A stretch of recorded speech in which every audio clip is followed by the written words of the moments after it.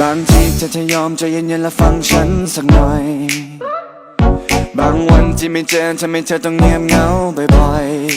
ๆไม่จริงไม่เลยยังไม่เคยจะไปหาใครๆที่อย่าไปคิดอะไรก็อยากให้รู้เอาไว้ก่อนนั้นเธอจะทำอะไรเธอใจถึงสักตอนตอนนี้เธอจะทำอะไรฉันใจหายตลอด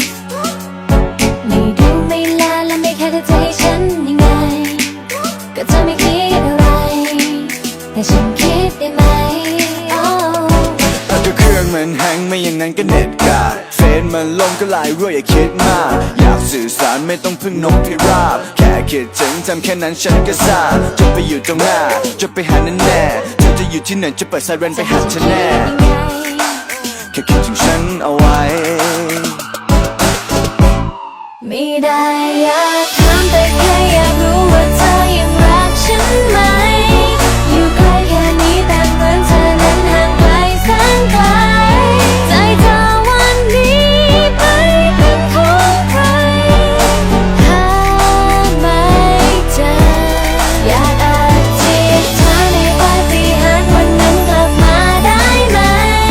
มีเธอมีฉันไม่ว่าเรานั้นจะอยู่ที่ใดแค่หลับตาลงลืมตาเมื่อไรก็มีเธอช่วยดูแลกัน